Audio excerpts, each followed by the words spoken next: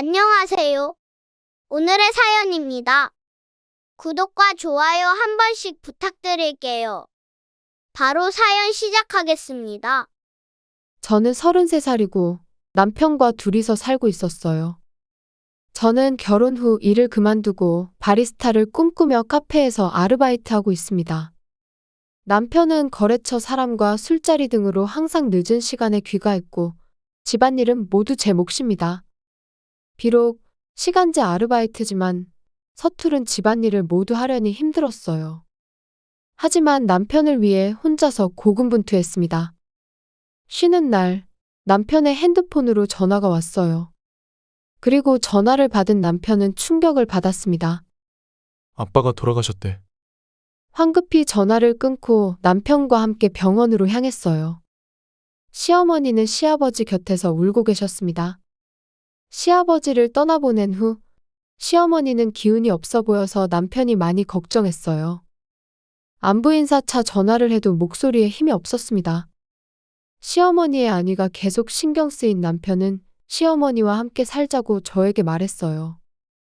계속 집에서 혼자 계시게 놔두면 엄마에게도 안 좋은 일이 생길지도 몰라.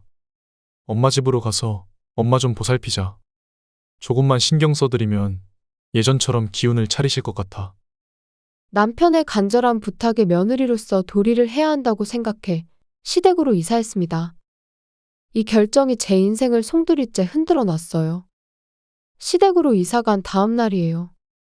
아침에 일어나 거실로 향하자 이미 시어머니는 깨어 있었고 저에게 고함을 지르셨어요. 도대체 언제 일어나나 했더니 인제 나왔네. 왜 이렇게 늦게 일어나? 네? 아직 6시밖에 안 됐는데요? 6시밖에? 시어머니보다 늦게 일어나는 며느리는 난생 처음 들어본다. 5시에는 일어나서 청소도 하고 아침 식사 준비를 해야 할 거 아냐? 아직 애도 없으면서 벌써 게으름 피우면 어떡해? 전부터 애도 없으면서 이런 식의 말을 많이 하셨어요. 시어머니는 손자의 탄생을 손꼽아 기다리고 있었고 결혼한 지 1년이 지나도 아이가 생기지 않는 것을 걱정하는 듯 했어요. 저와 남편은 자연스럽게 생길 텐데 굳이 달력에 표시 같은 건 하지 말자고 했고 조만간 생기겠거니 하며 마음 편하게 지내고 있었어요. 하지만 시어머니는 제 몸에 이상이 있어서 임신이 안 되는 거로 생각하시는 것 같았어요. 그래서 저를 못마땅해 하셨는데 함께 살게 되면서 본격적인 시어머니의 시집살이가 시작됐어요. 아침뿐만 아니라 저녁에 귀가하면 저녁 준비와 빨래, 청소를 동시에 해야 했습니다. 저녁 식사는 7시까지. 집 청소는 6시까지 다 끝내놔. 마치 여왕 같은 태도였어요. 그리고 집안일을 돕지도 않으면서 저를 따라다니며 온갖 잔소리를 매일 하셨어요.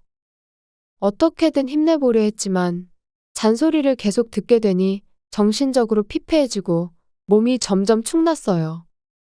밤늦게 회식하고 온 남편에게 이야기를 해봤어요. 어머님이 집안일 좀 도와주셨으면 좋겠는데 나한테 다 시키기만 하시고 아무것도 안 도와줘. 내가 집에만 있는 것도 아니고 일도 하는데 말이야. 또 그 소리야? 집안일은 기본적으로 며느리가 해야지. 시어머니한테 집안일 시키는 며느리가 세상에 어딨냐? 그리고 우리 엄마도 옛날에는 다 그렇게 하고 살았어. 그래도 내가 일 다니니깐 조금은 도와주실 수 있잖아. 거참, 똑같은 말 계속할래? 시끄러우니까 그만 말해. 나 잘 거야. 남편은 전혀 제 말을 귀담아 들어주지 않았어요.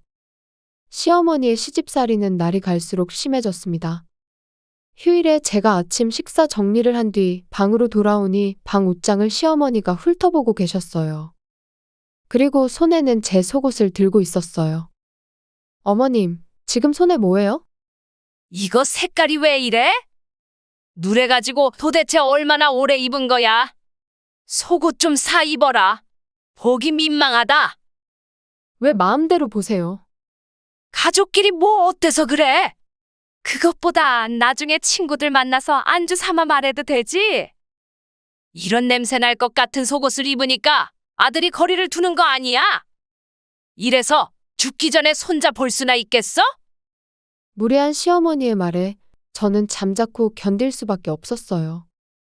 남편도 받아주지 않았고 근처에 아는 사람도 없었어요. 이웃들도 시어머니의 말을 믿었고 제 편은 아무도 없었어요.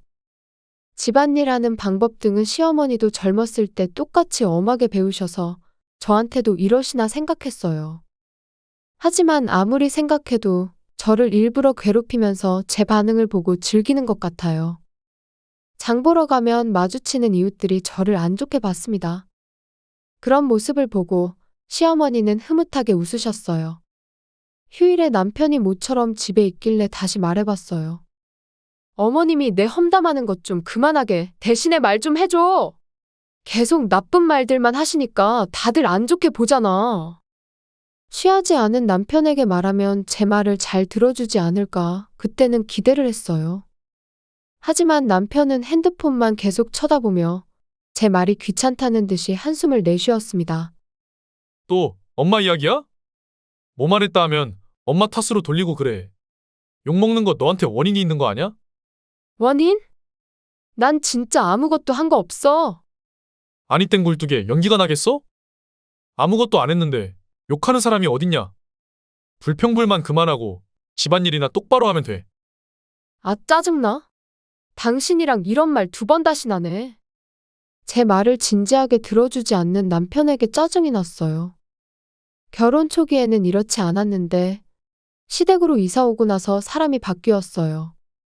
저는 충격으로 잠시 그 자리에 서 있었어요. 정신적으로나 육체적으로나 한계에 부딪혔을 때 결정적인 사건이 일어납니다. 그날은 시어머니가 근처 친구들과 식사하러 나가셨어요. 돌아오자마자 화가 나신 듯 힘껏 문을 박차고 거실로 들어왔어요. 다녀오셨어요? 무슨 일 있으세요? 아무래도 오늘 밥 먹으러 괜히 나갔어. 죄다. 손자 자랑만 하잖아. 나보고 손자 안 생기는 게 눈치 없이 같이 살게 해서라는데 너도 그렇게 생각해? 나랑 같이 사니까 불편해서 임신이 안 돼? 얼른 나한테 손자를 안겨줘야지. 내가 이런 말을 안 들을 거 아니야. 저는 갑작스러운 시어머니의 말에 당황했어요. 나이를 생각하면 아직 아이를 갖지 않는 게 이상할 수도 있을 거예요. 시어머니는 아무래도 손자 자랑하는 데 끼지 못하고 계속 들을 수밖에 없는 게 불만이었던 것 같아요. 자랑을 하면 했지 남이 자랑하는 건 안 좋아하니까 화가 났나 봐요. 불임 치료는 하고 있어? 아직 해보지 않았는데. 결혼한 지 얼마 안 됐고 서두르지 않아도 된다고 생각하고 있어요. 치료받으러 병원 다니게 되면 시간이랑 돈이 많이 들기도 하고. 솔직히 그렇게까지 급하게 생각하지 않았어요. 다만 손자가 안달이 난 시어머니는 의자에 앉으면서 말을 했습니다. 돈이 비싸다고? 네가 쓰는 그 비싼 샴푸보다 안 비쌀 것 같은데 제대로 알아보기라도 했어? 샴푸 사는데 들인 시간이랑 돈이면 진작에 치료받고 임신했겠다. 결혼하면 얼른 손자부터 낳을 생각을 해야지. 제가 돈 벌어서 돈 쓰는 건데 왜 샴푸 가지고 뭐라 하세요? 저는 긴 검정 생머리가 자랑이었어요. 어렸을 때부터 머릿결이 좋다는 말을 많이 들어 지금도 신경을 많이 쓰고 있어요. 비싸긴 하지만 샴푸나 트리트먼트에 쓰는 돈은 아깝지 않았어요. 시어머니는 저를 보며 알 수 없는 미소를 지으셨어요. 그리고는 제 머리카락을 잡고선 온 힘을 다해 당기시는데 저는 바닥에 쓰러졌습니다. 이게 뭐 대수야? 처음부터 꼴 보기 싫었는데 이참에 다 잘라버려야지. 없어지면 돈 들 것도 없잖아. 왜 그러세요? 그만 당기세요. 아파요? 시어머니는 부엌 가위로 제 머리카락을 싹둑 자르기 시작했어요. 제발 그러지 마세요. 머리는 절대 안 돼요. 시끄러워. 네가 지금 똥오줌 못 가리지? 다 잘라버릴 거야. 정신을 차려보니 제 주위에는 머리카락이 무수히 떨어져 있었어요. 머리를 만져보니 길이는 제각각이고 뒷머리는 남자들만큼 짧아져 있었습니다. 눈물 흘리는 저를 보고 시어머니는 웃으셨어요.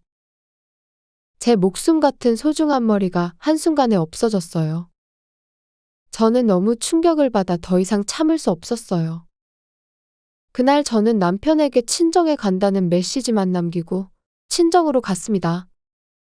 시댁을 나오고 나서 남편에게 몇 번 연락이 왔지만 모두 무시했어요. 그날은 친정에 돌아온 지 2일째였습니다. 일하고 있을 시간인 낮에 남편에게 전화가 와서 실수로 받고 말았어요. 야, 언제까지 친정에 있을 거야? 빨리 안 와? 나 귀 안 먹었어? 왜 이렇게 소리를 질러?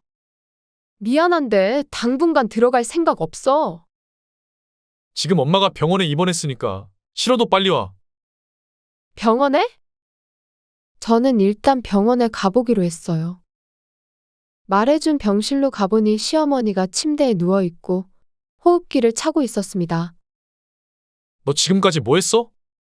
집안일도 다 내팽개치고 마음대로 친정으로 가면 어떡해? 친정에 간다고 말해줬잖아. 괜히 나한테 화풀이를 해. 어머니 사고 난 게 내 탓이야? 네가 밥을 안 하니까 엄마가 장 보러 갔다가 차에 치였잖아. 너 아니었으면 엄마가 장 보러 나갔겠어? 무섭게 화를 내는 남편과 병상에 누운 시어머니를 보고 아무 말도 할 수가 없었어요. 큰 수술을 했는지 링거가 엄청 많았습니다. 그리고 의사 선생님이 설명을 위해 찾아오셨어요. 생명엔 지장 없지만 허리를 심하게 부딪혀서 하반신 마비가 될 수 있습니다. 네. 마비라도 치료는 할 수 있죠? 만약 신경이 다쳤다면 치료가 힘들 겁니다. 남편은 충격을 받아 머리를 쥐어 싸맸어요. 그리고 마취해서 깨어난 시어머니는 의사가 말한 대로 허리 아래로 감각이 없어 하반신 마비가 되어버렸어요. 시어머니의 모습을 보고 남편은 또 저에게 격분했습니다. 이거 다 너 때문에 이렇게 된 거니까 책임지고 보살펴. 싫어. 싫다는 게 무슨 소리야? 만약 엄마 간호하지 않으면 당장에 이혼할 거야. 너처럼 아르바이트 따위나 하는 여자가 그거 벌어서 살 수나 있을 것 같아? 남편은 제가 금전적인 문제 때문에 이혼하지 않을 거라고 생각하나 봐요. 그래, 그럼 우리 이혼해. 진심이야? 너 혼자 살 자신 있어? 굶어 죽을까 봐 걱정돼? 알아서 잘 먹고 잘 살 거니까 당신 앞날이나 걱정해. 당신들이랑 살 바에는 차라리 길에서 노숙하는 게 낫지. 걱정 같은 소리 하네? 나중에 다시 만나달래도 안 만나줄 거니까 어디 한번 잘 살아봐. 저는 가방에서 이혼 신고서를 꺼냈어요. 모처럼 말이 잘 통하네. 안 그래도 이거 사인 받으려고 왔는데 얼른 사인이나 해줘. 사인 다 했으니까 이제 두 번 다신 나타나지 마. 당장 꺼줘. 남편과 말싸움할 가치를 못 느껴 그대로 이혼 신고서를 제출하러 갔습니다. 솔직한 심정으로는 약간은 불안함이 있긴 했지만 계속 이렇게 살 순 없었습니다. 머리가 짧아진 것에 대해 어떠한 말도 없는 걸 보면 그저 가정부처럼 집안일만 하는 사람으로 저를 생각하고 있었던 것 같아요. 그런 사람과 더 이상 부부로 살고 싶지 않았어요. 이사는 아버지의 도움을 받았습니다. 부모님은 제가 이사 오는 걸 흔쾌히 받아주셨고 뭐든 힘이 돼주겠다고 하셨어요. 다만 부모님은 수입이 없으셨기 때문에 금전적인 건 해결해야 했어요. 저는 아르바이트를 하면서 다시 취업 준비를 했습니다. 다행히 집 근처 회사에서 격리를 구해서 그곳에 취직했습니다. 많은 월급은 아니지만 생활하는 데는 충분했어요. 평화롭게 지내고 있던 어느 날 친정에 남편이 찾아왔습니다. 인터폰 너머로 남편은 소리쳤어요. 미안해 여보. 제발 돌아와줘. 다 끝난 일인데 왜 찾아온 거야? 엄마가 퇴원하고 나서 일이 생겼어. 저는 남편의 이야기를 들어봤어요. 시어머니는 결국 다리를 못 쓰게 돼서 휠체어를 탄다고 합니다. 집에서 생활하기 힘들어 시설로 보냈는데 거기서 사람들과 트러블이 생기고 간병인을 때리거나 여러 가지 문제를 일으켜 가는 곳마다 쫓겨나서 더 이상 들어갈 시설이 없다고 합니다. 다른 지역 시설에다가 일단 신청은 해놨는데 언제 들어갈 수 있을지 몰라서 지금 집으로 모셨거든. 근데 내가 일해야 해서 엄마를 돌볼 처지가 안 돼. 그거 안 됐네. 동네 시끄럽게 할까봐 이야기를 들어줄 뿐이었고 얼른 돌아갔으면 좋겠다고 생각했어요. 다시 시작하지 않을래? 여태 했던 것처럼 내가 돈 벌어오고 당신은 집에서 엄마를 돌봐주면 좋을 것 같아. 지금 혼자 벌어서 먹고 살기 힘들지 않아? 아직 아르바이트 해? 아니, 지금은 취직했어. 그렇구나. 내가 이번에 승진도 했고 연봉도 많이 올랐어. 이제는 예전처럼 일하지 않아도 되니까 크게 힘들 게 없을 거야. 그러니까 다시 생각 좀 해봐. 전 남편의 말에 어이가 없었어요. 일하는 것보다 간호하는 게 더 편하다니? 그냥 매일 야근하는 게 더 나을 것 같은데 말이죠. 난 지금 생활 마음에 드는데. 별로 힘든 것도 없고 간호할 생각도 없어. 그렇게 말하지 마. 제발 부탁할게. 재혼까진 바라지 않을 테니까 잠깐만 엄마 한 번만 만나줘. 계속 네 얘기를 하고 있어. 남편은 현관문을 계속 쿵쿵 두드렸어요. 고집불통인 사람이라 제가 알겠다고 할 때까지 계속 저럴 겁니다. 진짜 동네 창피하게 만드는 데는 재주가 있어요. 저는 이상한 소문이 나기 전에 조용히 남편의 말 따라 얼굴 한번 비추러 가봤어요. 현관문을 열고 나오자 남편은 제가 용서했다고 생각한 것인지 웃으며 제 손을 이끌고 차로 갔습니다. 오랜만에 시댁에 도착했어요. 남편이 현관문을 열자마자 살벌한 고함 소리가 들렸습니다. 다녀왔어요. 어디 갔다 왔어? 전 시어머니의 불쾌한 목소리를 들으니 다시금 기분이 나빠졌어요. 오지 말았어야 했는데 괜히 왔나 싶었습니다. 그리고 거실로 들어가자 TV에서만 보던 쓰레기집이 눈앞에 있었습니다. 편의점 봉투, 페트병, 도시락 용기, 그리고 전 시어머니의 기저귀들이 바닥에 나뒹굴고 있었어요. 뭐 하고 있어? 빨리 화장실로 데려가 줘. 간병인은 구했어? 도대체가 마음에 드는 사람이 하나도 없어. 엄마, 이번에 오면 네 번째 간병인 구하는 거야. 시끄러워. 화장실부터 가게 얼른 도와줘. 휠체어를 탄 전 시어머니는 예전보다 성격이 더욱 더러워져 있었어요. 시설에서도 쫓겨나고 간병인들도 못 버티고 나가는 바람에 남편은 힘들어 보였어요. 전 시어머니는 저를 알아보곤 근처에 있던 페트병을 던졌어요. 너? 무슨 낯짝으로 여길 온 거야? 이렇게 된 게 다 너 때문인데? 이제야 나타나? 며느리 노릇 똑바로 안 해? 흥분한 듯 저를 때리려 했지만 다리가 움직이지 않아 앞으로 넘어져 휠체어에서 떨어지고 말았어요.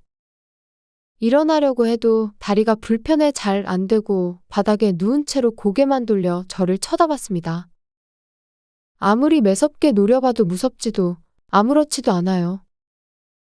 이제 며느리가 아니니까요. 야, 엄마한테 그렇게 말하지 마. 지금 엄마 혼자선 일상생활도 여의치 않아. 제발 다시 시작하자. 싫어. 절대 안 돼. 나랑 상관없는 일이니깐 알아서 해. 나는 일도 하면서 집안일도 다 했었는데 당신은 일하면서 다른 거 못해? 그땐 미안해. 정말 미안해. 집안일이 이렇게 힘든 건지 몰랐어. 엄마 편만 계속 들은 것도 진심으로 사과할게. 사과한다고 해도 이미 늦었어요. 새삼스럽게 간호를 시키려고 재혼을 하다니요.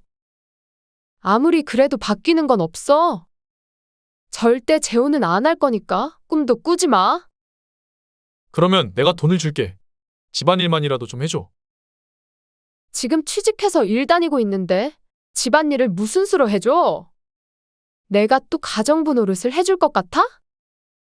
전 남편은 제 앞에서 무릎을 꿇었어요. 아직도 일어나지 못한 전 시어머니는 무릎 꿇는 전 남편을 바라봤습니다. 아까부터 듣고 있으니 정말 매정하구나. 너는 내가 불쌍하다는 생각도 안 드니? 불쌍하네요, 정말. 그런 식으로 말하시면 있던 사람도 떨어져 나가요. 어디서 가르치려고 해? 그 입 닥치지 못해. 엄마, 뭐라 하지 말고 얼른 사과해. 엄마 때문에 집 나간 거야. 집안일을 못하니까 가르쳐준 게 다인데 내가 뭘 어쨌다고 그래? 그러면 엄마가 집안일을 했으면 되잖아. 내가 왜 해? 지금 엄마 탓이라는 거야? 아니, 그런 게 아니라 내가 지금 일하느라 뭘 할 수가 없어서 그러지. 나는 일하면서 다 해냈는데 일 핑계를 대는 거야? 부모의 간병은 아들의 일이지? 아무튼 힘내.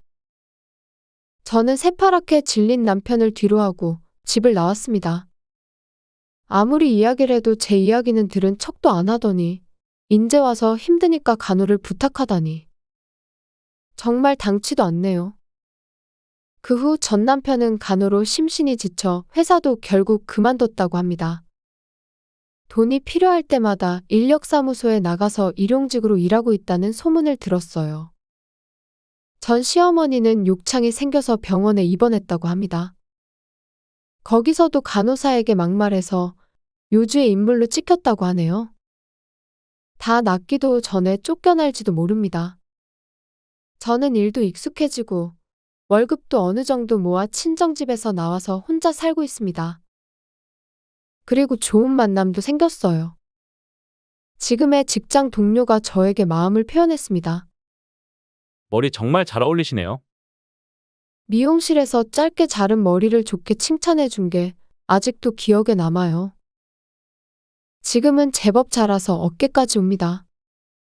지난달부터 정식으로 사귀기 시작해서 서로에 대해 더 알아가고 있는 중이에요. 또다시 실수하지 않기 위해 진실한 사람인지 잘 살펴보고 있습니다. 지난 결혼 생활은 집을 위해 시간을 썼지만 이제는 저를 위한 시간을 많이 보내려고 합니다. 시청해주셔서 감사합니다. 그럼 다음 영상에서 다시 뵙겠습니다.